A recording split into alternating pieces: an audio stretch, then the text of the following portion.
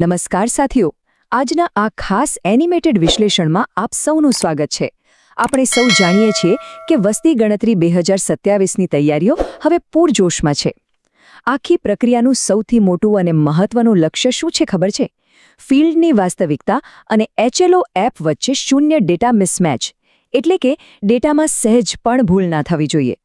આ માર્ગદર્શન ખાસ ગુજરાતી ભાષામાં અને એનિમેશન સાથે તૈયાર કરવામાં આવ્યું છે, જેથી આપણે દરેક વિગત એકદમ સરળતાથી અને સચોટ રીતે સમજી શકીએ। તો ચાલો ફટાફટ શરૂ કરીએ। આજે આપણે કયા મુદ્દા કવર કરવાના છીએ એના પર ફટાફટ એક નજર કરી લઈએ। આપણે નંબરિંગનું મહત્વ, ફિલ્ડમાં તેની પદ્ધતિઓ, સામાન્ય અને જટિલ મકાનોના ઉદાહરણો અને છેલ્લે HLO એપમાં ડેટા એન્ટ્રી કઈ રીતે કરવી તે જોઈશું। તો સૌથી પહેલા વાત કરીએ નંબરિંગના મહત્વ અને એક ખાસ નિયમની, જેને આપણે 2નો નિયમ કહીશું। જુઓ, ફિલ્ડની વાસ્તવિકતા અને આપણી ડિજિટલ એપ એકબીજા સાથે કેવી રીતે જોડાય છે એ સમજવું બહુ જરૂરી છે। ચોકસાઈ માટે અહીં બધું 2 વાર થવું જોઈએ। પહેલાં તો નજરી નકશો બનાવતી વખતે ફિલ્ડમાં ભૌતિક નંબરિંગ થશે, પછી HLO એપમાં તેની ડેટા એન્ટ્રી થશે, અને સૌથી અગત્યનું સ્ટેપ, એપ જે ફાઇનલ નંબર જનરેટ કરે તે જ નંબર પાછો મકાનની દિવાલ પર લખવાનો છે। આખી પ્રક્રિયા એક લૂપની જેમ કામ કરે છે। હવે પ્રશ્ન એ થાય કે જ્યારે આપણે ફિલ્ડમાં જઈએ ત્યારે નંબર આપવાની સાચી અને વ્યવહારુ પદ્ધતિઓ કઈ છે? જ્યારે આપણે કોઈ ભવન પાસે પહોંચીએ ત્યારે મુખ્ય ગેટ પર નંબર લખવાની 3 માન્ય રીતો છે। પહેલી છે CN-1, બીજી રીત છે એક બોક્સ દોરીને તેમાં માત્ર નંબર લખવો, અને ત્રીજી રીત છે આખું વાક્ય લખવું, જેમ કે વસ્તી ગણતરી ભવન નંબર 1। પણ સાચું કહું તો આ બધામાં CN-1 ફોર્મેટ જ સૌથી શ્રેષ્ઠ અને ઝડપી છે। આ હાઈલી રેકમેન્ડેડ છે, કારણ કે આનાથી આપણો સમય પણ બચશે અને સ્પષ્ટતા પણ રહેશે। હવે અહીં એક અત્યંત નિર્ણાયક તફાવત સમજવાનો છે, ભવન અને મકાન વચ્ચેનો તફાવત।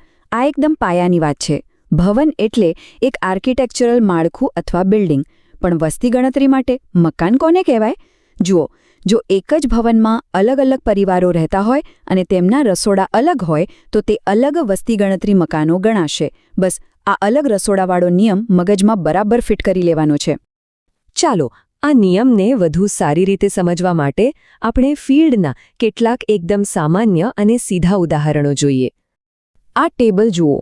જો સિંગલ ઘર હોય અને એક જ પરિવાર હોય તો ભવન નંબર CN-1 અને મકાન નંબર 1 રહેશે। હવે ધારો કે ઘર એક જ છે, પરિવાર પણ એક છે, પણ ગેટ 2 છે, તો પણ તે એક જ ભવન અને એક જ મકાન ગણાશે। કાચા મકાનો માટે પણ આ જ નિયમ લાગુ પડે છે। અને હા, બહુ અગત્યની વાત, મંદિર, ચર્ચ, શાળા કે પંચાયતઘર જેવી સંસ્થાઓને પણ ભવન અને મકાન નંબર આપવા બિલકુલ ફરજિયાત છે। પણ જરા વિચારો, શું થાય જો આપણે ફિલ્ડમાં જઈએ અને ઘરને કાયમી તાળું મારેલું હોય? પરિવાર કદાચ કમાવવા માટે મહિનાઓથી બહારગામ રહેતો હોય તો શું કરીશું? ટેન્શન લેવાની જરૂર નથી, આનો ઉકેલ એપમાં જ બહુ મસ્ત રીતે આપેલો છે।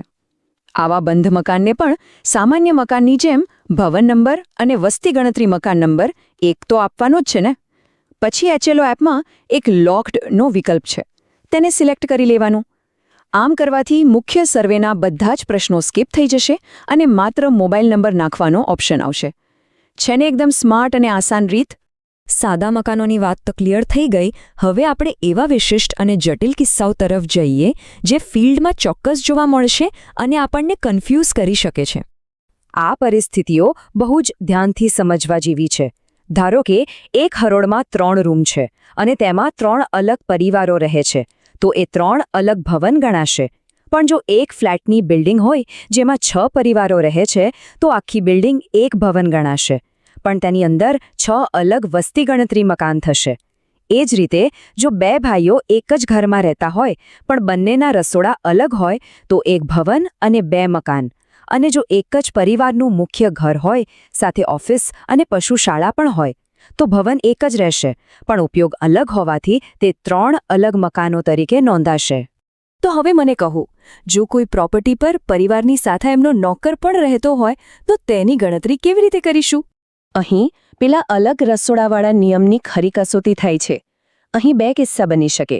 કિસ્સો એ, જો નોકર મુખ્ય પરિવાર સાથે જમતો હોય તો તેને એક જ પરિવાર અને એક જ વસ્તી ગણતરી મકાન માનવામાં આવશે.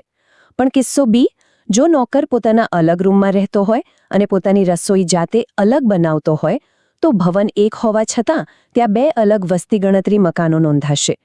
ટૂંકમાં રસોડાની વ્યવસ્થા જ તમારો ડેટા નક્કી કરે છે. ચાલો હવે ફિલ્ડના ભૌતિક માર્કિંગમાંથી બહાર આવીએ અને HLO એપમાં ડેટા એન્ટ્રીની ડિજિટલ દુનિયામાં પ્રવેશ કરીએ. સૌથી મોટો નિયમ જે આપણે યાદ રાખવાનો છે, બિલકુલ અંદાજ નહીં. ક્યારે કોઈ અંદાજિત આંકડો નાખવો નહીં. જ્યારે એપમાં પહેલીવાર લોગિન કરો ત્યારે ભવિષ્યની મોટે ભૂલો અટકાવવા માટે ભવનો અને મકાનોની જે 100% સચોટ ભૌતિક ગણતરી છે, બસ તે જ દાખલ કરવાની છે. અને આ આંકડો જુઓ, 34. આ કોઈ સામાન્ય નંબર નથી. એપમાં તમે જેટલા પણ અલગ વસ્તી ગણતરી મકાન નોંધશો તે દરેક મકાન માટે 34 ફરજિયાત પ્રશ્નો અનલોક થશે, જેનો આપણે સર્વે દરમિયાન સંપૂર્ણ જવાબ આપવાનો છે. અહીં આપણે એકદમ સચોટ વર્કફ્લો લૂપ ફોલો કરવાનો છે. પહેલો સ્ટેપ, એપમાં ફિલ્ડનો ભવન નંબર નાખો, દાખલા તરીકે CN-1. બીજું સ્ટેપ, એપ પોતાની જાતે જ એક વસ્તી ગણતરી મકાન નંબર જનરેટ કરશે, જેમ કે 01.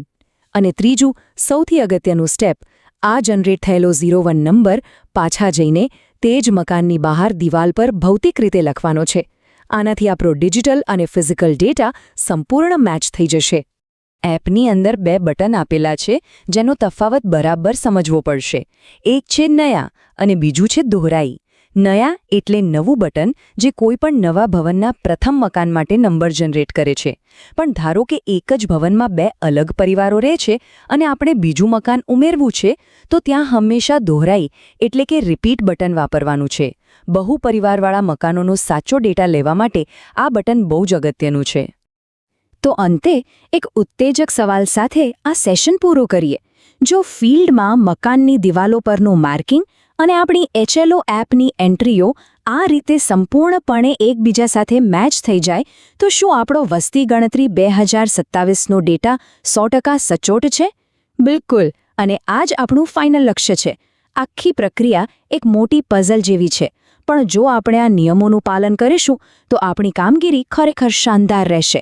આજના આ માર્ગદર્શનમાં જોડાવા બદલ ખૂબ ખૂબ આભાર અને ફિલ્ડમાં બેસ્ટ કામગીરી માટે સૌને શુભેચ્છાઓ.